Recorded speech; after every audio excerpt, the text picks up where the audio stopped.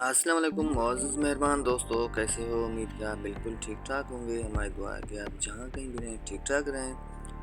अल्लाह ताला की हिफ्ज़ व अमान में रहें। दोस्तों, एक छोटी सी वीडियो के साथ आपकी खिदमत में हाज़िर हैं। इसमें आपको दिलचस्प मालूमात मिलने वाली है इंशाल्लाह। तो उम्मीद कि आपको ये वीडियो ज़रूर पसंद आएगी। अगर पसंद आए तो अपने प्यारों के साथ, अपने चाहने वालों के साथ और अपने रिश्तेदारों के साथ इसे शेयर करना बिल्कुल ना भूलिएगा। तो मज़ीद आइए इस वीडियो में देखते हैं। रब की नाराज़गी, अल्लाह नाराज़ होकर रोटी नहीं छीनता बल्कि सजदे की तौफीक छीन लेता है। और यकीन मानो यही सबसे बड़ा खसारा है।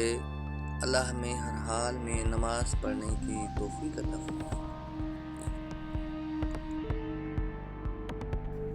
जनाब हज़रत मोहम्मद सल्लल्लाहु अलैहि वसल्लम ने इरशाद फरमाया, एक शख्स किसी मोमिन को गमगीन करने के बाद उसे तमाम दुनिया भी अता कर दे, तब भी ये उसका कफ़ारा नहीं हो सकता और ना ही उसको कोई उसका अजर मिलेगा।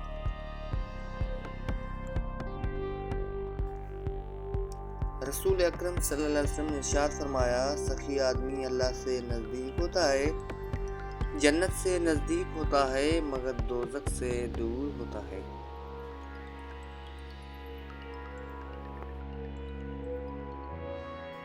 दोस्तों, हमें पता भी नहीं होता कि हमारा रब किस किस मकाम पर हमें गिरने से पहले थाम लेता है।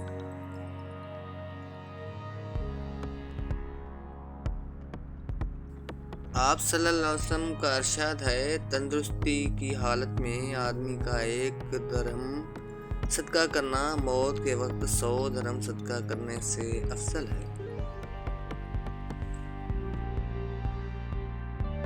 और दोस्तों, अब आखिर में जाते जाते ये सुनहरी अल्फाज भी आपके नाम किए देते हैं। उम्मीद कि आपको ज़रूर पसंद आएंगे। रहम करो रहम पाओ। आप सल्लल्लाहु अलैहि वसल्लम ने इरशाद फरमाया, जो लोगों पर रहम नहीं खाता अल्लाह भी उस पर रहम नहीं करता।